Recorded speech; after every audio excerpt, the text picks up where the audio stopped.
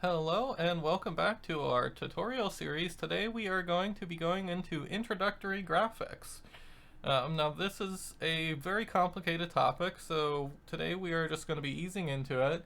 We are going to first look over a little bit of how the Game Boy handles graphics, and then we are going to look into further how to make sure that the graphics we are adding for our sprites, we are going to change a flygon to be this flygon form that you can see here. We are going to look into how to add that into the game and make sure that our pictures, make sure our images, our graphics are compatible with our Pokemon decomps. So to start with, this Game Boy Advance architecture analysis by Rodrigo Capetti is a great place to start looking into how the Game Boy actually handles a lot of different things. You know, its CPU, its graphics, and its audio. Now we're just going to take a look at the graphics section, but I will leave this in the description, and you should definitely read through this whole thing because we're just going to stop at a couple highlights along the way. Now, the first thing we're going to talk about is that the Game Boy is capable of handling 15-bit colors.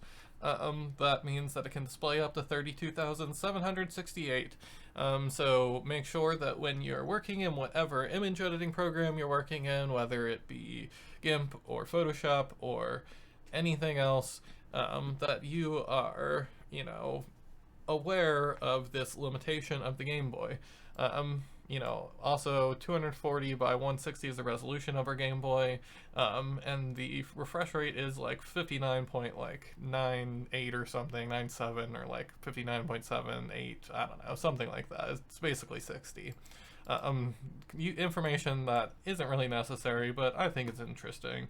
That the Game Boy is a 60 hertz is a 60 hertz game system, while the Nintendo Switch is not. But anyway, so our the graphics are handled in a couple different locations on the Game Boy. A lot of the stuff is loaded into the video RAM, which is separated into two separate sections, one for storing the background graphics like our tile maps and everything, and then the other one for storing our sprites, which is our Pokemon or our overworld sprites and things like that. Now, the next important bit for us is the Pow Ram, which stores the palettes, and this is broken up into two different sections. Now, this uses a term palettes to mean these two sections, but we also talk about things inside of these sections as palettes, so I'm going to say palette groups for these. So it has two palette groups, one for the backgrounds, the tile maps, and then one for the sprites. Now, these two palette groups each contain 256 entries, and those 256 entries we have organized into 16 palettes of 16 colors, with the first 0 index color being the transparent color. Now again, that's so for the background, the background group of palettes and the sprite group of palettes, each group has 16 palettes, and those 16 palettes have 16 colors that are 15-bit colors, one of those colors being transparent. So we've already seen this when we were in our Porimap tutorials, and we were talking about our meta tiles and how the tile sets are created in Porimap, how we can take our tile map and create our tiles by putting them together, and we were changing the palette so we could get the different colors of the tile map so that we could create all of our tiles that we are going to insert into our game. If you don't know what I'm talking about, you can go back and watch that video, and you'll see what I mean. And we had those 16 palettes, overworld palettes, to choose from, and they're that is how the game handles its palettes. It's a little bit more complicated. It's a lot a bit more complicated than that when we actually get into it, because you can't exactly access every palette. Sometimes there's a lot of funky stuff that goes on with palettes. That's a very simple explanation of it, but nonetheless, we are going to continue. So the actual, uh, our scene, our game scene when we open up is created, like I said, using tiles and sprites. Now or more specifically, backgrounds and sprites. Backgrounds being created with tiles. Our tiles, it's important to note, if we are using our 4 bits per pixel tiles, which are 16 colors, they're these, our normal sprites use 16 colors. A lot of our tiles use 16 colors because we can store 512 tiles in a block. If we're using 4 bits per pixel, but if we're using 8 bits per pixel, which is 256 colors, we can, have a lot more detail in different colors, but we can only store half as many tiles, because they're twice as big to store in memory.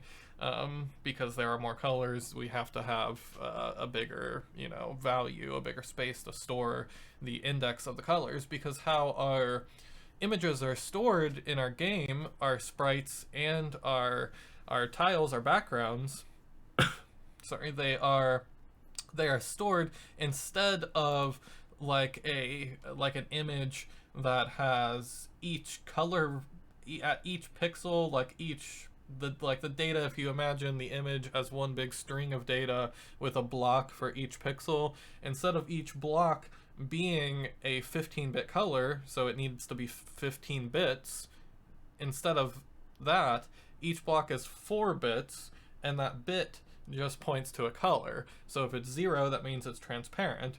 If it's 1, that means it's this color. If it's 2, that means it's this color. If it's 3, that means it's this color. So instead of storing the actual color at each location, we store the location of the color in the palette, and that's how our palettes work. So if we have a bigger palette, then we need to be able to point to the 230th color in the palette, which means we need to be able to store 230, the integer, in our image, which means we need to have enough bits to store 250, which means that we need an 8-bit per pixel image. Whereas if we're only using our 16, then we only need our 4 bits per pixel, because again, binary, we can store up to our 16 that we need, if we're considering our 0 as transparent. So anyway, our tiles, generally, if we're using our 4 bits per pixel, we can get up to 512. And that is what we are going to, that's all we need to talk about for that. So some of this, it gets into how the different modes for rendering our background tiles. You don't really need to worry about this a lot of the time. Some of it's more complicated, it's kind of cool stuff if you want to learn about how Mario Kart on the Game Boy renders its its map, its track. It uses one of these, it uses the affine transformation mode, and it stretches in a 1000 by 1000 pixel map, using rotations and scales and weird transformations. So anyway, that's not really important to what we're doing. The last thing that we're going to cover in this architecture is just the fact that our sprites are stored 64 by 64 pixels wide, and that is all that we're really going to talk about. So they can be up to 64 by 64. Obviously not every sprite is 64 by 64, but our Pokemon sprites that we use are 64 by 64. So there's a lot more that you can look at in this tutorial here on the architecture of the Game Boy, but we are not really going to get into it. We are going to look into creating a new, a new Pokemon image, new Pokemon sprites. In our adding new Pokemon tutorial, we copied some sprites over from from Pokemon World Expansion into a vanilla one. But here we're going to be talking about what you would do if you were actually creating them yourself. So to start with, you have to create the sprites yourself. I can't show you how to do that. You just have to draw them yourself. If you this image here is the image that I created in Photoshop. So I just, you know, replaced the colors of a Flygon that I had copied into Photoshop, and this was my Photoshop image. You know, you can use GIMP or Paint.net or anything to create your actual image, and then I loaded it up here into GraphicsScale. Now, GraphicsScale is a good program because it lets us work on our palettes easily and export them and decrease our color depth in an easy and quick way. So I definitely recommend downloading it. Just go into Google and type in GraphicsScale, and you can find the install for it from the GraphicsScale website. It just makes exporting our palettes really easy, whereas some programs do not do the same. So, like I said, we need it to be 4 bits per pixel. Now, I don't really need to do it on this image, but I already have, if you've seen here. To do it on, like, let's say this is an actual image that we're going to be putting into our game, the back.png. If I want to make it 4 bits per pixel, I go to All Frames, I go to Color Depth, I make sure that 4 bits per pixel is clicked, and then I hit OK. And if this was previously 64, if this whole color thing was like filled, there are colors everywhere, then it would decrease it down. Now, if you are using more than 16 colors, it's going to make some changes itself that it's going to decide on.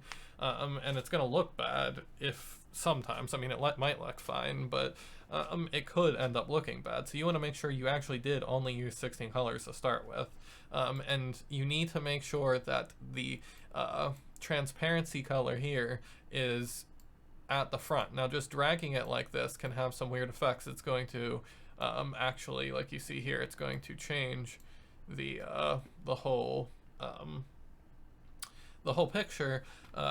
The colors, it's going to swap them instead of doing what you want where it swaps the actual value. But you can load palettes from, you know, a different file, and it will let you it'll let you switch things around a bit. So if I have this here, I can switch things in the way that I want them to. It's not going to show anything if I do it here because there's nothing really to switch around. But if I wanted to copy this one in, I would do that, and it doesn't really change. It actually did change it a little because apparently this was different, but it didn't actually change anything. But anyway, so you can load palettes in, and that is how you can handle and you can switch, you know, around there to make the index in the right spot. But anyway, how I created, you know, this back.png from this, so in, you know, our decomp project, this is what our graphics Pokemon, and then one of our Pokemon, you know, this is just every Pokemon in the game, and this is the graphics for it. This is what the folder looks like. So our things that we need to note are this anim front, back, front, normal, shiny. Now also footprint and icon are important, but since I'm changing Flygon to Flygon, the footprint doesn't change and the icon doesn't change. But if you were making a completely different Pokemon, obviously you'd also want to make your footprint and your icon. But if you're making a completely different Pokemon, you also need to add into the code all of the locations of where the Pokemon files are going, like I did in the Adding New Pokemon tutorial, and you're going to want to look at that, and it's not going to work the same as this anyway, but you should still watch both if you're doing that. Or follow the text tutorial for the Adding New Pokemon one, since the text tutorial is probably better. But anyway, so we need to create a new anim front, a new back, a new front, and a new normal, and a new shiny palette. These are the palette files, and then these are just our PNG files. And PNG is the file type that we should be saving these in, so that our game can recognize them. All these other files that you see here, these are going to be generated during the process of making our game, so you don't need to worry about them. We're actually going to see when we run make clean before we run make, it's going to delete all of those files, because then when we run make, it's going to create them all again.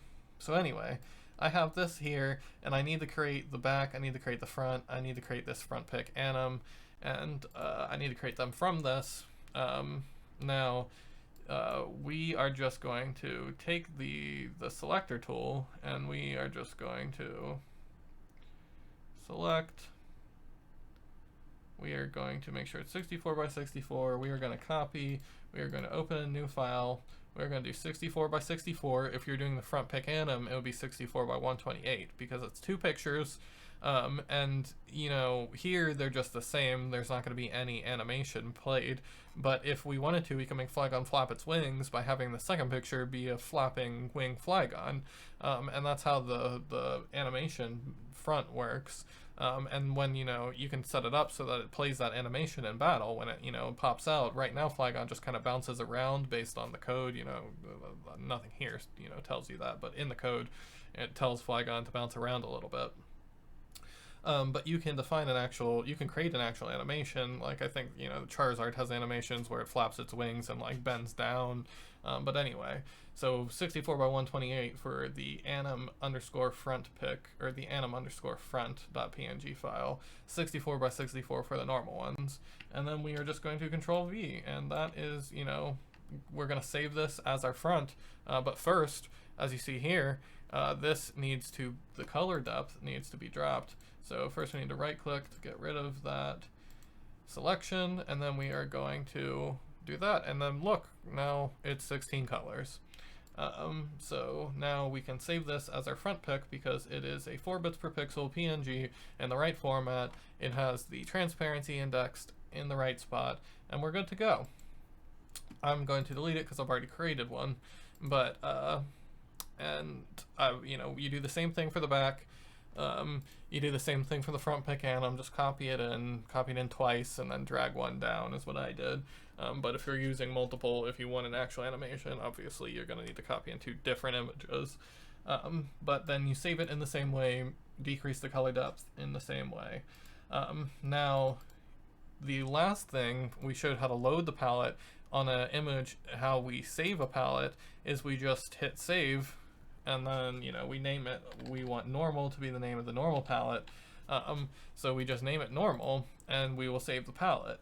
Now, you're also going to want to save a shiny palette, which is going to be the palette for the shiny Pokemon that's using the same graphic. And, you know, just do that by, you know, you can load a new image you know, if you have already created a new shiny Pokemon, you can just actually change these values here if you wanted to. Now it's a different color, it looks terrible. So you can change the palette here and make the shiny directly here if you want to, or in your other program, but then you just save the palette in the same way, and this time you choose shiny instead of normal. But you need a normal and a shiny palette for your Pokemon in case they appear shiny. I have created a shiny palette for this, and it is gibberish looking, just so we can tell for sure when we see it. I just like dragged over a bunch like this, and it looks kind of like that, and then I saved it as the shiny palette, just so we can definitely see it, and I didn't feel like making an actual one. But then, so we have our front, our anim front, give that a proper name now, anim front, back, front, normal, shiny. These are the files that we need, and I'm going to copy them, and we are going to go, and we're going to paste them in our Flygon folder. We're going to replace all the files in the destination, and now we are going to run make clean, and as you can see here, it got rid of all of the other files. These are just the files that we created ourselves, and, you know, the footprint and the icon that we didn't need. But now we are going to make with our new images, and we are going to, in a minute, because it's going to take a while because we ran make clean, we are going to see the result of our, you know, changing the Pokemon. Okay, it is done building, so we are going to open up in MGBA. I already went ahead in Porimap, and I made Flygon available in our starting round here so that we can find it immediately, and there it goes. There's our Flygon with our new coloring, our Blue Eyes White Dragon Flygon. Now we are going to keep going a little bit, and there is our shiny fly gun. I've increased the shiny odds to 50% in this project. If you watch our video on shiny odds, that's why I have a shiny Trico and a shiny fly gun already. There's another shiny, the shiny odds are very high right now. But anyway, our new image with our new palette is now in the game. So that is going to conclude our basic graphics video. Obviously, there's a lot more to talk about on this topic. We are going to cover tile sets and talking about inserting tile sets. We talked about them a bit, but we obviously have a lot more to cover. So, make sure to subscribe because we will be getting to all of that eventually. But in the meantime, if you have any comments, if you have any questions, make sure to leave a comment. Otherwise, that is where we're going to end it for now.